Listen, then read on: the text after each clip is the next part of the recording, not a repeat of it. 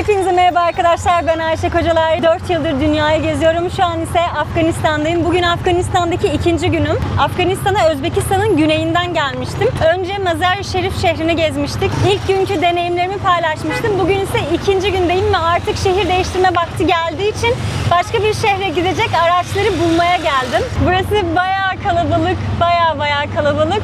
Şimdi şöyle, Afganistan'da şehirler arasında bir otobüs ya da yollar çok bozuk olduğu için düzenli bir otobüs hattı yok. O yüzden insanlar genelde paylaşımlı taksilerle gidiyorlar. Bir taksinin içerisinde en az bir 6-7 kişi falan sığıyorlar. O şekilde hem ne kadar çok insan varsa o kadar az ödeyecekleri için ne kadar sığabileceklerse sığıyorlar. O şekilde gidiyorlar. Şimdi ben de gideceğim şehir çok uzakta olduğu için yaklaşık navigasyonda 15 saat falan gösteriyor ama bu bozuk yolları düşünürsek en az bir 20 saat sürer diye düşünüyorum. Bir de olabildiğince lokal şekilde gezmeye çalışıyorum. Yani buradaki insanlar, Afganlar nasıl yaşıyorlarsa, nasıl seyahat ediyorlarsa aslında onlarla beraber seyahat etmek istiyorum. Şimdi bir rikşava bindim. Rikşav bu tuk aslında bizim hep tuk diye gördüğümüz şeyler. Bununla beraber paylaşımlı taksileri bulabileceğim yere doğru gidiyorum. 40 dakikalık bir yol geldik. 20 Afgan'ı ödedim toplamda. Ulaşım bayağı ucuz yani, anlayacağınız. Ama tabii ki buradaki insanlar için bir mücadele bunlar hep. Yes, this is? Oh, this. Okay, my place. I stop here. Okay, buraya geldik. Buradaki taksiler hep mavi renkli. Özel taksilerde, paylaşımlı taksilerde hepsi mavi renkte. Şimdi arkadaş bana yardımcı olacak çünkü bayağı turist fiyatı veriyorlar. Okay.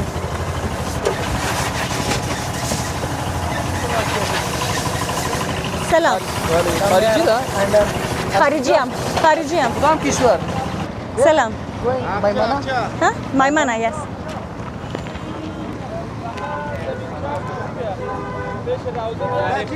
Allah. Tamam. Kaos çıktı. Herkes bir taraftan nereye gideceksin, ne kadara falan derken 1000 Afganı istediler.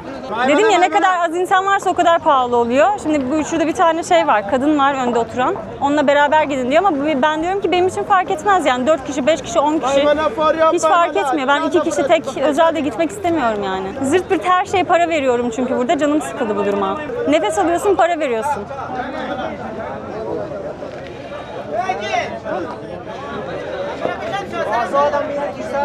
Bir de şey hesapları var şimdi. Önde oturursan, arkada oturursan yanına erkekler oturabilir. O yüzden önde oturman gerekiyor. Önde oturursan da daha fazla para vermen gerekiyor. Ben de ısrar ediyorum ki erkeklerle hiçbir problemim yok. Gelme. Ben erkeklerle konuşmak istemiyorum bugün. Yok ya. No. She can sit in front. I sit in the back. It's okay. Ha, tamam. Tamam, ben. But she can sit in front. I don't want to make her uncomfortable. Two men are. Okay. Tamam. Yeah, I don't show her. I show myself. Oturdum arkaya. Yanımda da kadın oturuyor. Yaşlı bir teyze. Yüzünü gösteremiyorum tabii ki. Gezmek neyse de şehir içinde gezmek, bir şeyler denemek, insanlarla sohbet falan etmek çok zevkli, çok keyifli ama. He says 700 rupees your money. Okay, 700 Afghani. Yes. Okay. Same. You one other in sit here. 3 men. How much they pay? Same? Or they pay less or? 3 men are sitting here. Şehir içinde gezmek, bir şeyler denemek, insanlarla sohbet etmek falan bu çok keyifli. Ama böyle ulaşım zamanlarında böyle sıkıntı çıkınca biraz canım sıkılmıyor değil yani. Özellikle kadın olduğum için daha fazla ödemek zorunda kalmak benim çok daha canımı sıkıyor. Mesela erkek de binmek istiyor ve o binerse masrafımız düşecek ama bakıyor arkada 2 tane kadın var, binmiyor. Öne oturacağım diyor, öne oturuyor yani. Afganistan'da şehir yolculuğuna hoş geldiniz. Koca Park'ta gidecek yer bulamadılar çünkü. Talipler. This is I record myself. That's for Herat, that's for Maymana. Uzaklaşsana, uzak dursana benden. Soru soruyorsunuz. Biliyorum, Afganistan güzel ülke. Ben bu güzel ülkeyi gezmeye geldim. Gidemeyeceğim mi ben? Bir kişiyim ben. Çünkü dışarıda oturacak yer yok. Ben bekleyemem. Maşallah. Kadın diyorlar, kimse de yardım etmiyor. Gitmem lazım. Sinir oldum ya. Nefes alıyorsun, para veriyorsun.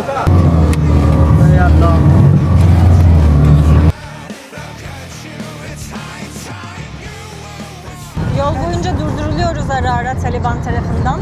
Daha böyle detaylıca içeri bakıp herhangi bir pasaporttur, kimliktir, herhangi bir şey istemediler. Ama bana ne olur ne olmaz bunu verdiler. Durdurulduğumuzda bunu böyle takıyorum. Böyle geçiyoruz. Ama hiç şey yapmadılar, böyle detaylıca bakmadılar, görmediler bile beni. Taliban.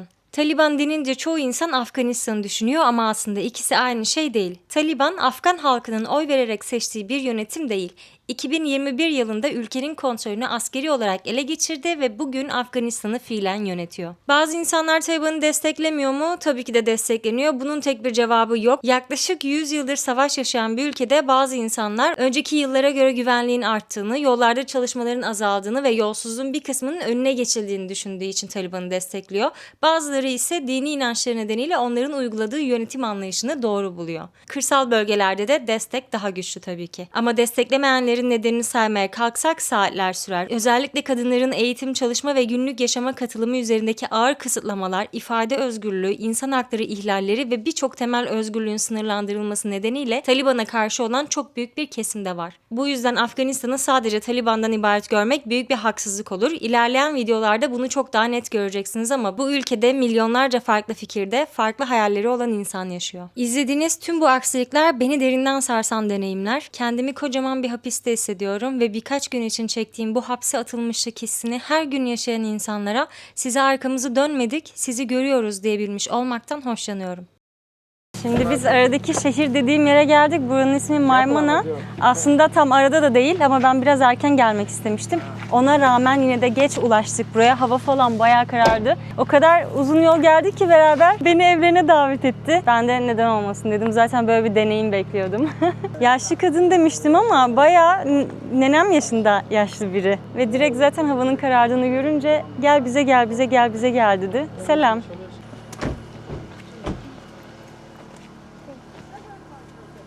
İşte mi?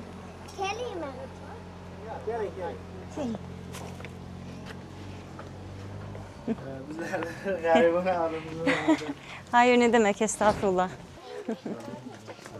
Türkçe biliyor musun? Do you speak English? Do they know English? Gözü hastalanmış. O yüzden hastaneye gitmişler. Dönüş yolunda binmişler taksiye. Güzel oldu. Biz de iyi ki tanıştık. Bakın nerelere geldik ya.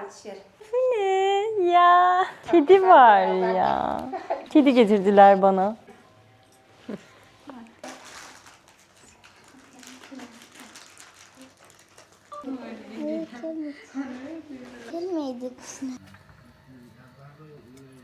Selamlar tekrardan. Fikirlerimi de saklamadan paylaşmak isterim sizinle. Dün bir eve davet edilmiştim. Çok naziklerdi gerçekten.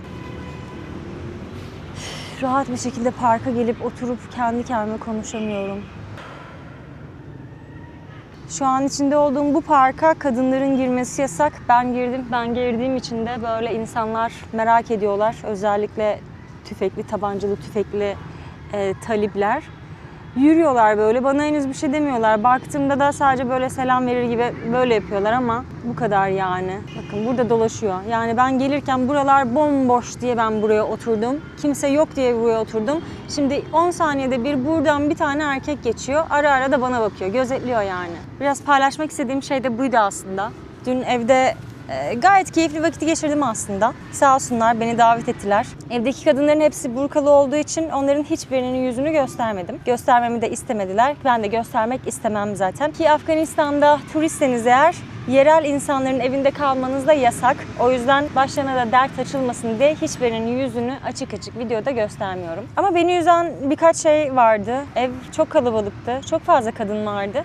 Ve ilk defa Afganistan kadınlarıyla beraber olduğum anlar yaşıyordum. Çok anlaşamadık tabii ki birbirimizin dilini bilmediğimiz için. Çeviriden olduğu kadarıyla artık ben kendimi onlara anlattım. Onlar kendilerini bana anlattılar. Benim hayatım çok garip geldi onlara. Garip gelmesi çok normal. Farklı bir dünyada yaşıyoruz. Çok normal. Ama sanki bir tık yargılayıcı bir taraftaydı. Aa çok güzel. Ben de böyle olmak isterdim gibi bir taraftan değil. Ya zaten böyle olmak istemek zorunda da değil yani ama en azından özgürlük kısmında evet ben de özgür olmak isterdim mi duymayı tahmin ederken senin yaşadığın hayat yanlış, bizim gibi yaşamalısın gibi bir tavırla karşılaştığım için açıkçası çok bozuldum.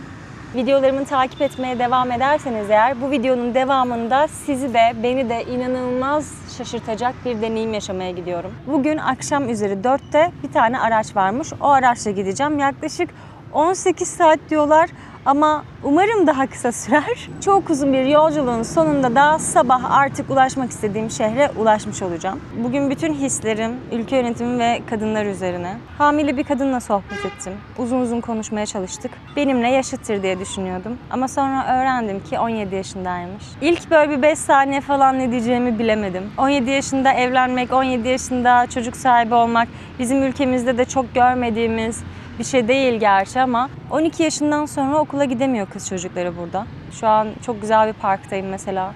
Parkın ortasında basketbol potası falan var. Spor için kullanılabilecek alanlar var. Koca koca çimler var ama buraya kadınların, kız çocuklarının girmesi yasak. Gidecek yer bulamadınız çünkü. Koca parkta gidecek yer bulamadılar çünkü. Ben ya özellikle bugün buna odaklandım ya, kadınların böyle hiçbir şey yapamayışına. İstedikleri her şeyi yapan erkeklere sebepsizce, onlardan bağımsız bir şekilde öfkeliyim. Kocaman bir parktayım. Git kardeşim başka bir yere otur. Selam. Nasılsınız? İyi misiniz? Yaşlı mısınız? Su var. Teşekkür. Su var. Su içeceğiz. Yok, suyum var. Teşekkür. Nima gapirayın? Türkü gapirayın. Türkiye. Türkiye. Teşekkür. Sen nasılsın?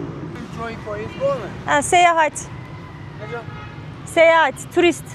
Şimdi tabii iki kişi gelince, konuşunca herkes cesaret buluyor. Doluşuyor herkes. İstemiyorum. Bugün etrafıma kimse doluşsun istemiyorum. Rahat rahat tek başıma gezmek istiyorum ya. Hani kadınlar toplumda gezemiyorlar. Niye yanıma geliyorsun? Ne hakla yanıma geliyorsun? Uzaklaşsana, uzak dursana benden. Gelme. Ben erkeklerle konuşmak istemiyorum bugün. Turist olunca bana karışamıyorlar. Benim burada parklar dahil her yere girmek için aldığım bir izin var. That's for Herat and that's for my mana. That's not X. Boru. This is no. I record myself, not you. Myself. I know my rights. Okay. I show my face, only my face, not your face. Okay. This is my experience in Afghanistan.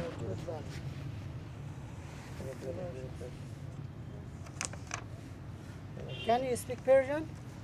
No, nist. What's your native language? Turkish. Türkçe. Türkçe Türkçe. konuşuruz. Olur, konuşalım. Kirkitas. Hı? Kirkitas. Herat. Abla Türkiye'den geldin. Türkiye'den geldim, merhaba. Kaç şehrindesin? Hı? Yani her şehirde. İstanbul. Tamam. Passport. Pasaport number zaten var orada. Pasaport. Ben Türkiye'ye 3 sene yaşadım. Neresinde yaşadınız? Sivas. Sivas. Sivas, Şehir, Trabzon, Rize, Oo, bayağı gezmişsiniz. Andijan, Tunceli, Erzincan. Sen where'de where var? Hı? Anne, baba hepsi var where'de? Hepsi İstanbul Türkiye'de. Türkiye'de. Sen dili İngilizce'dir. İngilizce, evet.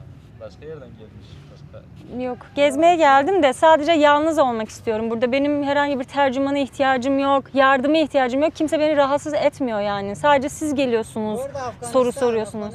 Biliyorum, Afganistan güzel bir ülke. Ben bu güzel ülkeyi gezmeye geldim. Kendinizden korumanıza gerek yok. Kimse bana bir şey yapmıyor. Halk bana hiçbir şey yapmıyor. Çocuklar, kadınlar, erkekler, bana kimse bir şey yapmıyor. Devlet beni kendinden koruyor burada. Kendinden korumak için de benden para alıyor. Otobüs bekliyorum. 4'te, akşam 4'te Herat'a gideceğim. Onu bekliyorum burada. Tek başıma oturup rahatça dinlenmek istiyorum. Çünkü dışarıda oturacak yer yok. Hava sıcak. Bu parkta dinlenmek istiyorum. Gece geldim. Gece geldin. Nerede otelde? Otelde kaldım. Otelde. Adını unuttum, bilmiyorum. Şehir merkezinde bir yerde. Sen bunlar sıkıntı yok. Bunlar Biliyorum, yok. Sıkıntı yok, evet. Tamam, ben yalnız kalmak istiyorum. Sağ ol kardeşim. Yani neden koruyorsunuz ya? Beni rahatsız eden tek insan, tek kişi böyle yanıma gelip bana sorgu sual yapanlar sizsiniz yani. Onun dışında ben kimseden rahatsız olmuyorum. Bugün seyahat tarihimin en güzel günlerinden biri değil. Ama geri adım da atmayacağım yani. Haklarımı biliyorum, yapabileceklerimi biliyorum. Bu izin beni burada, şu an burada oturmaya müsaade veren bu izin. Bu varken talipler bana hiçbir şey de yapamaz. Çünkü bu özel izin Taliban'ın kendi izni yani. Taliban'ın bana verdiği kendi izin. Rahat rahat oturuyorum kardeşim. Git işine bak ya. Of, iyice sinirim bozuldu. Canımın sıkıldığına göre motivasyonu birazcık yükseltelim istiyorum. Çok düşük konuştum 2 saattir sizinle de. En iyisi biz yemek yiyelim. Afganistan'da çok fazla insan bisiklet kullanıyor. Çocuklar, yaşlılar. Motordan çok bisiklet görüyorum çevrede. Bugün günlerden cuma. Cuma olduğu için her yer kapalı aslında ama ona rağmen yine de çok aktif. Bayağı kalabalık. Saat 11 öğlen olmak üzere. Sokak yemeği yemek istemiyorum. Bir yerlerde oturmak, telefonumu şarj etmek istiyorum. Buranın yerel halkı çoğunlukla Türkmenlerden ve Özbeklerden oluştuğu için direkt Türkçe konuşuyorum. Az biraz anlaşılıyor zaten. İşte bir tane restoran gördüm. Selam. Burayı arıyorum. Buraya bakıyorum. Harita. Restoran. Restoran. Yok. İsmi bu. İsmi bu. Buradan düz doğru. Burası diyor ama hiç fotoğrafta bu taraftaki de burası değil galiba. Fotoğrafta göründüğü gibi değil. Ha, şurada bir yer var. Ha, şu önüne bak ya. Selam. Burası mı? Neresi?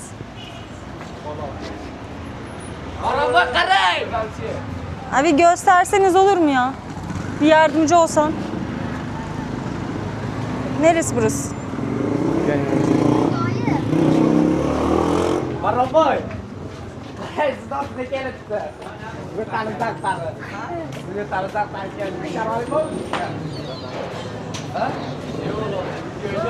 Ha, burası sağ ol.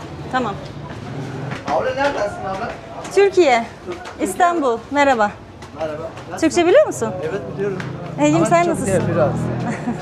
Güzel konuşuyorsun. Ha, güzelmiş burası. Evet. Ben tekim, bir kişi, özüm. Şurada oturayım. Evet, şurası iyi mi? Oh be, burada beklerim ben. Bir saat. Priz var mı? Elektrik, varmış, tamam. Tek başına. Nereden geliyorsun? İstanbul. Geziyorum. Mezar Şerif. Mezar Şerif. Herat'a gideceğim. Otobüs bekliyorum. Dolmuş bekliyorum. Akşama kadar buradayım. Sağ ol. Ne var? Menü var mı? Ne yemek var? Burada menü yok. Kebap var. Şey olur mu böyle biraz pilav, bir tane kebap? Evet. Olur mu? Ama çok pilav olmasın böyle. Ben bitiremem. Az pilav, bir de kebap. Bu su mu bu? Çay. Çay. Keyfim yerine geldi. Arkadaşlar kusura bakmayın, size de günün ilk duygularını aktarmış oldum. Ne yaşıyorsam onu göstermek istiyorum. Canınız sıkılmıyorsa, sizin için de sorun yoksa benim çok hoşuma gidiyor böyle sizinle paylaşmak an be an bazı duygularımı. Bu kanalda beni ağlarken de görenler oldu, öfkeliyken de görenler oldu, sevinçten zıplarken de görenler oldu. Bunu da görün. Buradaki çaylar siyah çay falan değil. Daha çok yeşil çay ve bayağı açık renkli. İnsanlar yemeklerin yanında direkt kaynar suda içiyorlar. Maksat boğazdan böyle yumuşak, sıcak bir şey geçsin. Geldi şimdi pilavım. Bu Özbek pilavına çok benziyor, Afgan pilavı. Burada da her şehrin kendi özel pilavı var. Biraz az olsun demiştim ama bayağı çok yani. Eğer dünya üzerinde bir pilav çeşidi seçme hakkım olsaydı bizim pilavı tercih ederdim. Pilav dediğim bir tık da sade olacak bence. Ama bu da lezzetli. Şimdi restoran böyle 2. kattaydı. Ben şurada bir yerdeydim. Sonra baktılar ben biraz yorgunum. Yani böyle bir yayılma heveslisiyim. Bana dediler ki burada odalar var. Buraya geç, burada dinlenebilirsin. 4 saat sonra falan gideceğim için geldim buraya, kapımı da kilitledim. Kapatıyorum perdelerimi de. Burada birazcık yatıp dinleneceğim. Halden anlayan insanlar da var. Genel olarak gerçekten insanlar iyi zaten ama böyle ara ara denk geliyor bana uyuzluklar. Onların stresiyle konuşuyorum çoğu zaman ama genelde insanlar tatlılar, hoşlar. Yönetim hariç.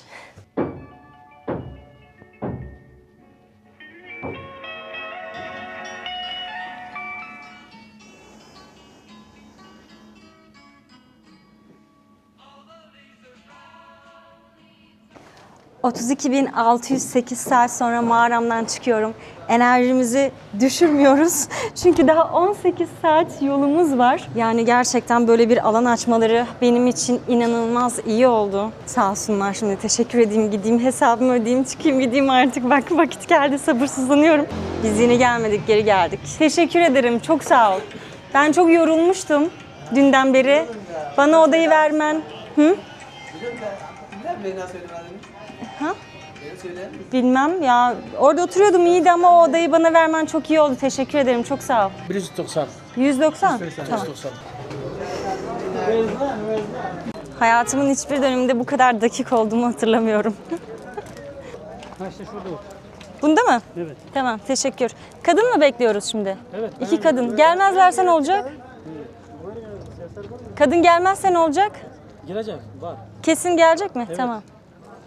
Ama normalde kadın olmayınca gidemiyorsun. Ya gideceğiz ya işte gelecek. Tamam. 2 tane kadın gelecekmiş. Onların yanına oturacağım. O yüzden onları da beklemem gerekiyor. Böyle araçlarla gideceğiz. Bilmiyorum, artık minimum bir 15 saat falan sürer herhalde. Onu da yolculuk boyunca göreceğiz. Koltukların fiyatı farklıymış. Nasıl oluyor? Mesela önde oturunca ne kadar? 1400. Önde 1400, arkada 1300. 1300. Niye farklı? Ya işte fark eder de. Ha? Fark eder işte böyle.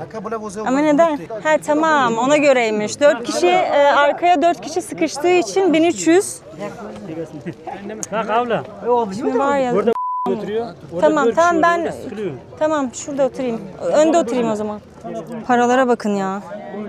Bunlar böyle genelde hep kopmuş oluyor. Bunları birleştiriyorlar. Ama böyle yamuk yumuk, biri bu tarafında 100 yazıyor, bu tarafında 500 yazıyor. Öyle şeyler de yapıyorlar. O yüzden her para alışta böyle dikkat etmek gerekiyor. Şu ön tarafta oturacağım, cam kenarında 1400 veriyorum. Kime veriyorum? Parayı mı? Parayı. Ha cevap mama. Şimdi orada öte. İlla çabuk oraya elime kadar. Bundan sonra para mı istiyor? Burada İlgar Çavuşlu başkanı. Tamam, sonra veririm o zaman. Bayan yakmış. Ha? Sokak kes. Ne almış? Gelmemiş bayan. Ne yapacağım? Evet. Şimdi bayan yok. Ya benim gitmem lazım abi. Hiç umurumda değil, bayan var yok ya. Gidemeyeceğim mi ben? Bir kişiyim ben. Bayan gelsin. Başka birisine bayan gelsin. Önüne git. Böyle 14 kişiymiş. Ben bekleyemem, benim Ya ne gitmem yapalım? lazım. Yapacak bir şey yok. Zaman ya taksi yukarı yere Orada oturacaksın. Öne oturayım mı? Orada parası yok ama. Ne kadar? 3000. 3000 mi? Evet.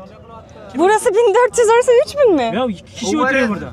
Sen olsan tek kişi. Ya 2 kişi 3 kişi ne? Aynı alanı kaplıyoruz ne? Bir erkek kişi İki yanında kişi, oturuyor, üç- oturacak mısın? Beni fark etmiyor erkek kadın ya. Sen de fark etmezse dağılık olmuyor. Ben turistim, turist. Benim iznim var, iznim. Benim iznim var, ben turistim. Benim iznim var. Sorun olmaz. Benim imam bu değil. Taliban'dan iznim var. adamlar kabul etmiyor. Millet böyle yani. Kimseyi kabul etmiyor böyle. Bak abla. Ya işte burada oturacaktım şimdi. 200 km, 2000 Ya böyle bir şey var mı ya? Kadınsın, oturamazsın burada. Burada oturmak zorundasın. Gitmek istiyorsan. Yok oturmak zorunda değilsin yani yanında Oturmak zorundayım. Şimdi gitmek istiyorsam oturmak zorundayım orada. Çünkü burada hareket etmiyor orada şu an bir tane kadın erkek de olmadığı oturuyor. için. Orada da hareket eder gider de tek başına gidemezsin diyor. Bir de erkek 3000 mi veriyor buraya? Yok bir erkek geçiyor zaten öyle tutmadı. İki tane erkek alıyor. Acayip ama. Ya ileride otur bu zaman medene erkek. 3000 ben veremem. 3000 çok pahalı. 1500 ver. Birader koymadı tolu.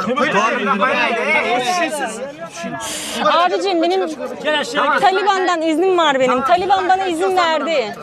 Ben parka da giriyorum, camiye de giriyorum. Taliban bana izin verdi. Aynen öyle abla. Tamam. Sen şimdi aşağıda gel de adamlar Bir tane yerleştir. kadın gelsin o zaman. Kalkmıyorum ya. Berkeli. Abi bir saat ben burada kadın bekleyemem ya. Bu yukarıda başka kadınlar var onun yanında siz geldiniz tamam mı? Nerede kadınlar? Gel burada bu araba. Onlar buraya gelsin. Maşallah. Kadın diyorlar, kimse de yardım etmiyor. Sinir oldum Bu ya. arabada. Aynı fiyat mı bu? Aynı fiyat değil. Tamam siz böyle gelin bu yan araba Şuraya oturayım. Şimdi ben tepkimi burada insanlara gösteriyorum ama onlar da aslında yapacak bir şey yok diyorlar. Çünkü kural böyle. Yani araçlar durduruluyor her şehir başında, her ilçe başında, her eyalet başında ve kontrol ediliyor. O yüzden tek kadın olarak görüldüğümde Taliban bunu kesinlikle sorun yapar. O yüzden yapacak bir şeyleri de yok. Kural böyle olduğu için, devlet bunu istediği için bunu yapmak zorundayız. Biz de böyle istemezdik ama durum böyle diyorlar. Kaç saat sürer biliyor musun? Kaç saat sürer buradan Herat'a? 13-14 saat. Tamam. Yarın sabah Herat'tayız. Sabah Herat'tayız değil mi? Tamam.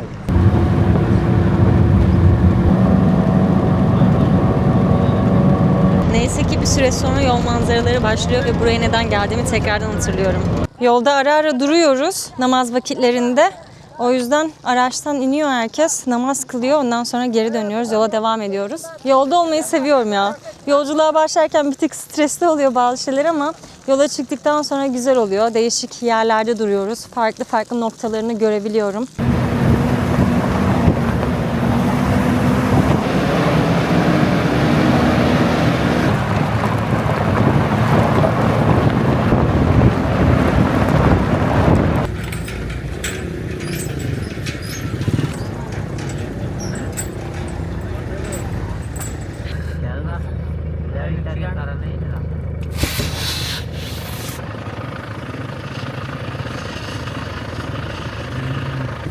Hazır mısınız?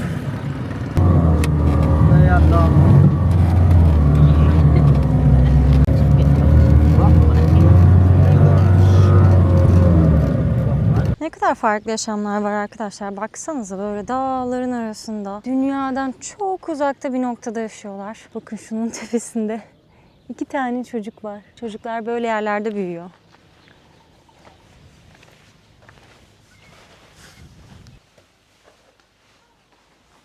Yolda böyle küçük göller görünce de diyorlar ki aynı İstanbul gibi. Aynen kanki, Bosporus, Boğaz turu. Afganistan gece hayatına hoş geldiniz. Bir yerde mola verdik. Şu an saat böyle 9.30 falan gibi. Burada bayağı manavlar hala açık. Yemek yiyecek yerler. Domates, salatalık, karpuz, içecek, yiyecek. Restoranlar ise o tarafta, biz oraya gideceğiz. Buraya bir bakayım dedim önceden ama çok da öyle ilgi çeken bir şey yok ışıklar dışında. Ben ne yaşıyorum ya? Ben nerelerdeyim ya? Ne yiyelim? Bir şey yemek istemiyorum aslında. Aç değilim ama merak ediyorum sadece. Tavuk şiş falan var burada. Ha, burada şey var, böyle perdeli odalar var. Oralara da oturabilirsiniz. Burada böyle daha açık alanlar var. Buraya da oturabilirsiniz. Ama sanırım kadınsanız öyle perdeli alanlarda oturuyorsunuz. Ben orada oturmayacağım. Yani burada oturabilirim diye düşünüyorum. Kimse de bir şey demez umarım. Tamam, oturuyorum buraya. Çay olur. Tavuk var, o gördüm. Tavuk eti mi yiyeceksin? Evet. Şimdi geldi benim tavuklar ama bayağı fazlalar yani. 2 tanesini yerim, 2 tanesini bırakırım. Yemem falan dedim ama 4 tane şişi gömdüm valla. 4 şiş artı 1 demlik çaya toplamda 160 Afgan'ı ödedim. Orada otururken talipler geldiği için böyle bir şey oldu, böyle birkaç göğse de artık gidelim falan yaptı yani otobüsteki, dolmuştaki arkadaşlar da öyle. Onlar gelince ortam böyle bir buz kesiliyor. Herkes kendisini izlenmiş gibi hissediyor. O yüzden onların olduğu ortamdan olabildiğince uzaklaşıyor insanlar. Böyle, burası da böyle. Böyle hayatlar. Muhtemelen bu Afganistan'ın kafası bana buradan çıktıktan sonra gelecek. Gelir gelmez ülkeye çok adapte oldum çünkü. Direkt içine girdim. O da beni direkt böyle çekti. Ama buradan çıktıktan sonra kafası gelecek gibi hissediyorum onu ben. Çünkü diyorum ki bazen böyle kendime. İlk gece uyurken özellikle böyle kafamı yastığa koydum.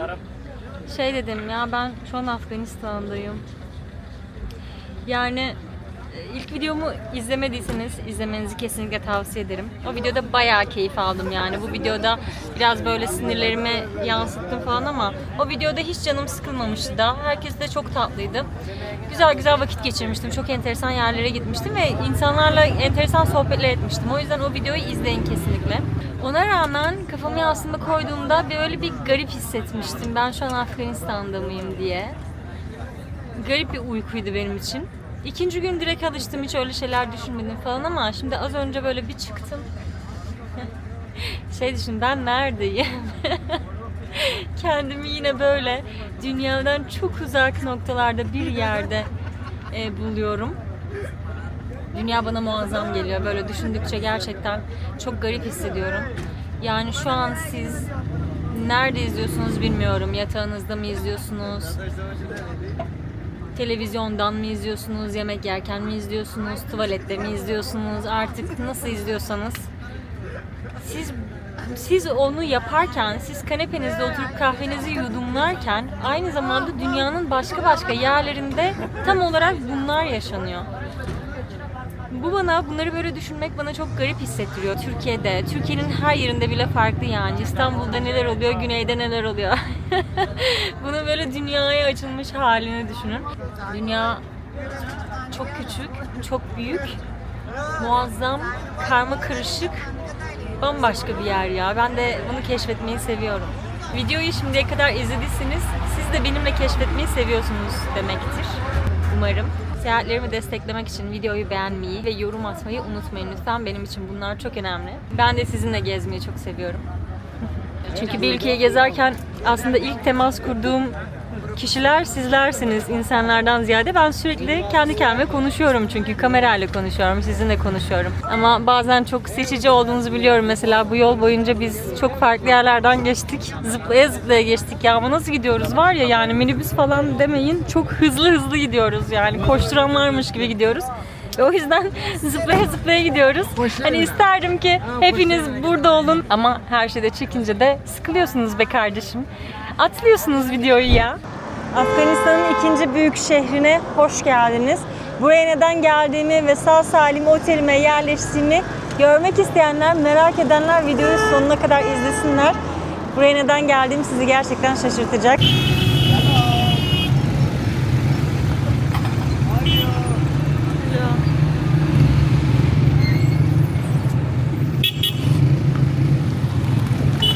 İki gündür yapsın bu yolculuğu yapmayanlar bu hissi asla anlamayacaklar.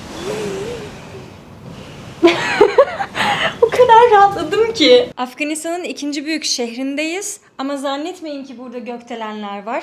Yine de ben kendimi konforlu bir otele attım. Burada güzel dinleneceğim. Şöyle de kahvaltımı getirdiler. Özlediğim siyah çayı bile getirmişler bana. Şimdi peki ben deli miyim? Kızım sen deli misin? Ne yapıyorsun oralarda? Bu ne cesaret dediğinizi duyar gibiyim. Buraya benden daha da cesurlarını görmeye geldim. Dövme yaptırmaya geldim. Afganistanlı kadın bir dövme sanatçısından dövme yaptırmaya geldim. Afganistan'da yapıyor bunu. Tabii gizli saklı yapıyor. Yaptığı şey büyük cesaret. Onu nasıl bulduğumu sormayın. Buldum bir şekilde. Dövme yapıyor arkadaşlar. Yani hiç aklınıza gelir miydi böyle bir şey? Benim gelmezdi ve çok heyecanlıyım. O yüzden 2 gündür bu çektiğim çileye, Herat'ı göreceğim için ayrı mutluyum. Burada Afgan bir kadına dövme yaptıracağım için apayrı bir mutluyum. Videoyu sonuna kadar izlediğiniz, sabrettiğiniz için teşekkür ederim. Bir sonraki videoyu sakın kaçırmayın. Bir sürü soru soracağım. Aklımda bir sürü soru var. Nasıl yapmış, nasıl başlamış, böyle başka kadınlar var mı? Nasıl oluyor? Taliban yakalasa ne olur? Bunu da beni yargılayan kız yaptı. Hiç beğenmedim.